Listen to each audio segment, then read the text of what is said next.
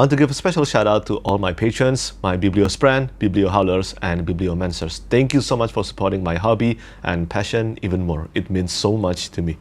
Hi everyone, Petrik here. Today's video will be my July wrap-up, and in the month of July, I finished 5 novels and more than 20 volumes of manga. So yeah, I was really in the mood to read manga last month, but even then, I was still able to finish 5 books, and I think overall, the reading month was great. I had one surprisingly disappointing book, I had one surprisingly amazing book, and the rest were more or less up to my expectation, and I enjoyed them all. And before I begin talking about my wrap-up, my next video after this one will be the most ambitious video that I've ever created on my channel. I'm still in the editing process for it right now, so basically I talked about it on my Patreon post last month and also on my community tab. So I'm going to do recommending 100 specific fantasy books in one video. It was an enormous undertaking, and I hope some of you will check that video out.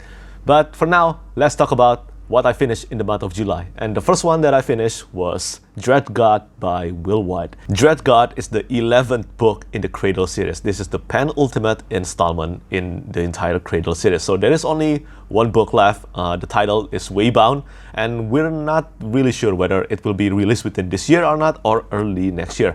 But knowing Wight's productivity, I think he will be able to finish the series this year. But for Dreadgod, I must say this was the book that, well, surprisingly disappointed me, because Dreadgod, even though this is the penultimate installment of the series, this somehow ended up being the third least favorite book of the entire series for me. And I know this will be an unpopular opinion, because I know that many people, well, a lot of books in Cradle are highly loved, and many people also love Dreadgod. But personally speaking, I think other than the beginning and the last 35% or 40% of the book, it was a struggle for me. I get that this is a progression fantasy series. I totally get that. But at the same time, this is the 11th book already. To be reading about another training montage this late in the series felt like fillers to me. And it's even more so after we reach the final 40% of the book, because in this book, Lyndon, the main character, has become super strong. He is super strong, but his friends, most of them are still relatively weak. And of course, one of the main story is Lyndon telling them to train.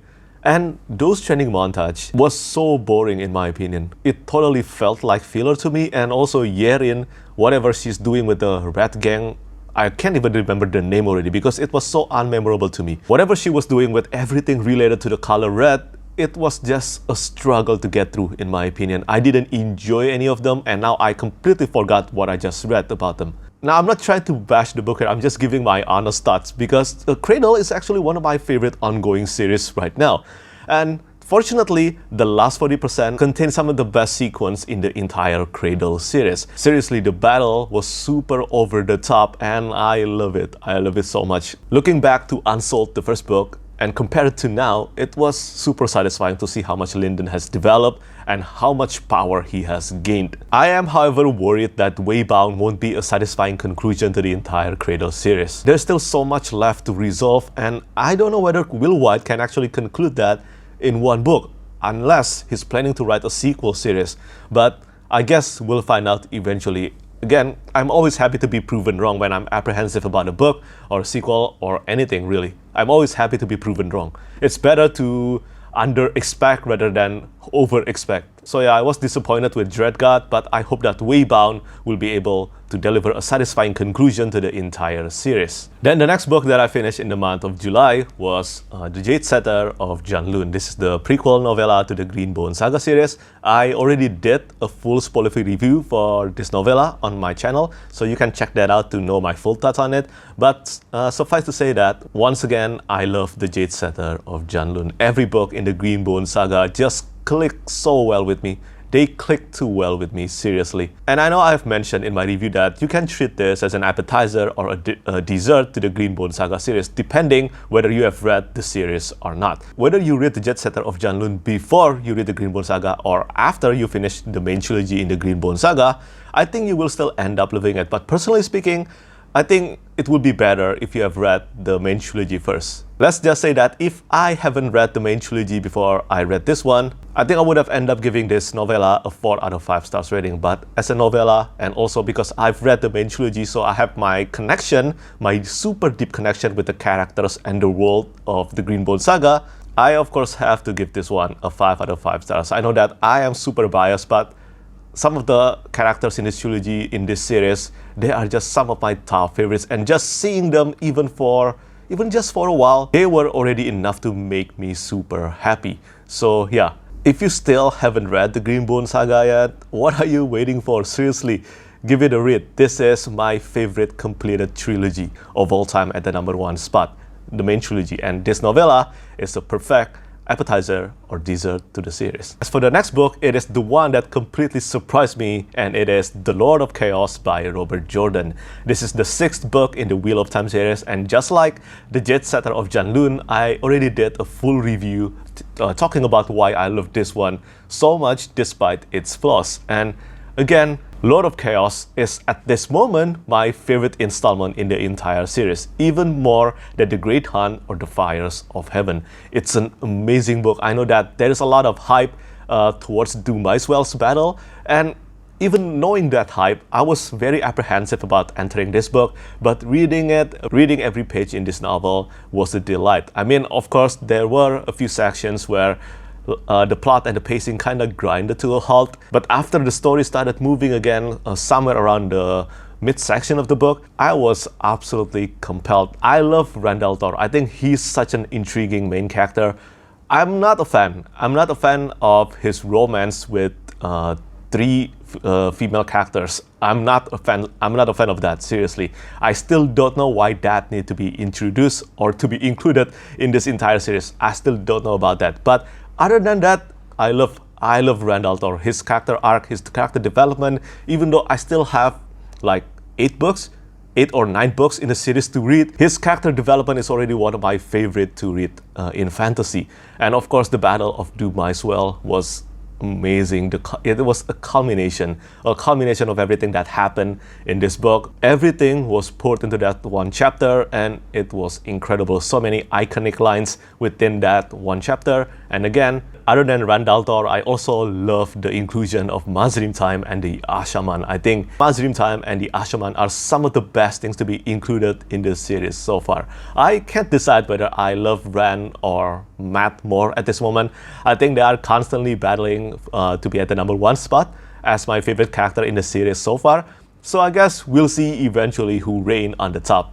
But for now, let's just say that Lord of Chaos is my favorite book in the entire series so far. Yes, the flaws still exist. I have talked about it in my full review, but overall, it was just immensely impactful, and I loved it. Loved it so much. I will be reading A Crown of Swords sometime within this year, probably in November or December. As I said, my pacing for this series, it has to be reading 1 book every 3-4 months or even 5 months. I think that's the best reading pace for me with this series. So going at this pace, I think you will see me finishing this series probably into 2024.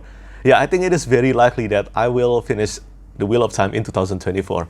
But, well, it is the best thing that I can do with this series, and I'm enjoying my time with it. I think when it comes to The Wheel of Time, it is a marathon, not a sprint. And after Lord of Chaos, the 4th book that I finished was a reread, and it was The Alloy of Law by Brandon Sanderson. This is the first book in the second era of Mistborn, and I love this one. I enjoyed it on my first read in 2016, so this is the first time I did a second read for The Alloy of Law. And again, just like the first time I read through The Alloy of Law, I remember that I was so worried because I love the original trilogy so much. You know what I think about the original trilogy. It is the most important trilogy in my life. It is the series that sparked my love for reading adult fantasy novel. So approaching Mistborn era 2, especially after knowing that Brandon Sanderson just kinda write The Alloy of Law as a side project, but somehow it became a novel, I was at first apprehensive about it. I even thought of not reading Mistborn Era 2 at all. But you know what? Eventually I did, and I shouldn't have worried. And on this reread, I also again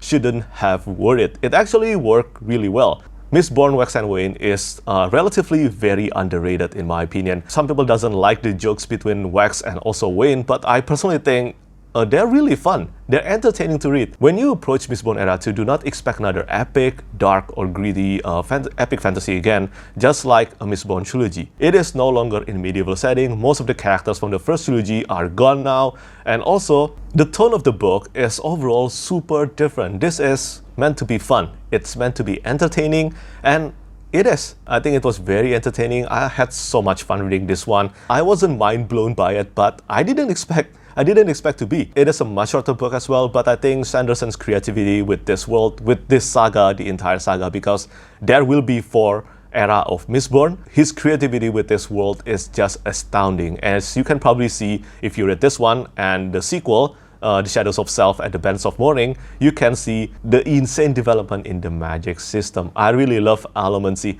Allomancy, Feruchemy, and Hemalurgy, the 3 of them made the magic system in Mistborn Saga still the best magic system that I've read in epic fantasy. They are so good and, in my opinion, brilliantly crafted. Also, if you're reading this for the first time, you probably won't like the character Steris, but I will assure you this, you might feel indifferent about this character for now, but after reading The Shadows of Self and also The Bands of Mourning, I guarantee you, it is very, very likely that you will love Steris. That's what happened with me. I was so indifferent with Steris. To be fair, she doesn't appear a lot in the Alley of Law. Marasi has more of a spotlight compared to Steris in this book. But after reading through the Alley of Law, Shadows of Self, and the Bands of Mourning, I personally think that Steris is one of the best characters that Sanderson has crafted. Also, I think Wax and Wayne is one of the best friendship in fantasy. And finally, the final book that I finished in the month of July is my monthly read, and it is, ta-da!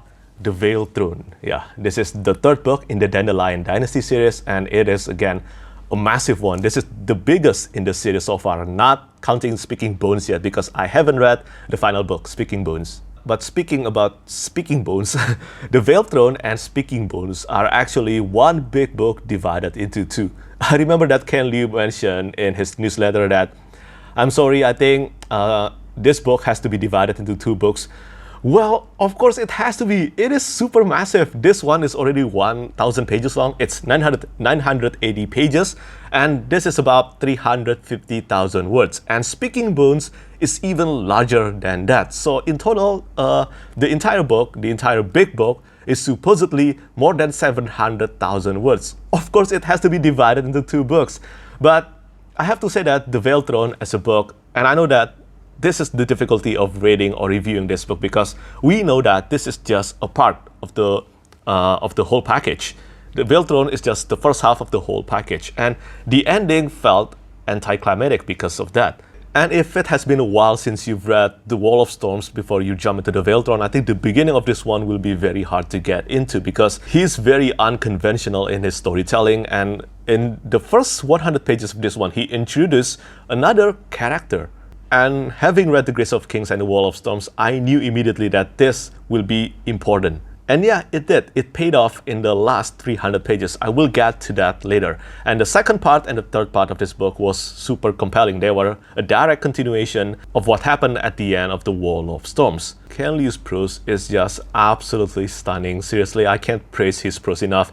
Only in his books, I always highlight more than 50 to more than 70 passages. That is insane. Usually when it comes to fantasy books, for most books, I highlight about 5 to about 10 passages. That's it for most books.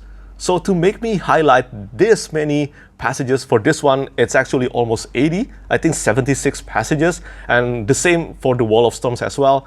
It must means that I love the writing so much. I love the passages. His books contain so many things. It is contemplative, but it is also filled with tension.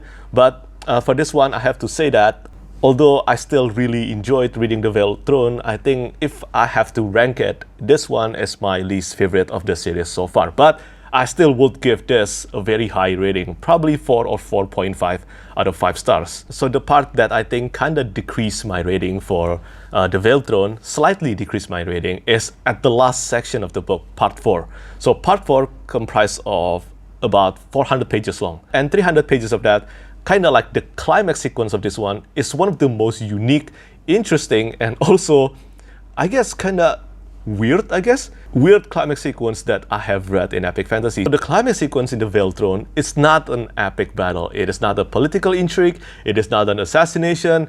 It is actually a cooking competition. I'm not joking. It is a cooking competition. And I personally think that the cooking competition actually went on a bit too long. I mean, 300 pages. And there are 3 contests. At the first contest, I was absolutely amazed. The writing was so insanely brilliant, and I love the description of the food. I love how Ken Liu relates story to the importance of food and love. It is so amazing. Amazing, seriously. Some of the best writings that I have read in epic fantasy. But after we get to the second one and then the third contest, I was just feeling a bit tired of it, and I want to be done with this cooking contest now. But I know that this cooking contest will pay off amazingly in Speaking Bones. Ken Liu is preparing a lot of stuff to be executed and explode in Speaking Bones. I know it. There is a lot of preparation, so it's kind of like reading the Grace of Kings, and Speaking Bones will be the Wall of Storms again. Kind of like that, I guess. But the Veiled Throne certainly doesn't have a satisfying concluding chapter. I mean, understandable, because as Ken Liu said in the acknowledgement of the Veiled Throne and Speaking Bones is meant to be read as one big book. So I'm just reading the Veiled Throne right now, but I think after I read Speaking Bones, I will eventually change my rating, I guess. This is why I always find it difficult to rate a first half of a whole package kind of book, because I know that the story in this volume is technically not done yet. But anyway, I still love the Veiled Throne, and I'm going to be reading Speaking Bones very soon this month.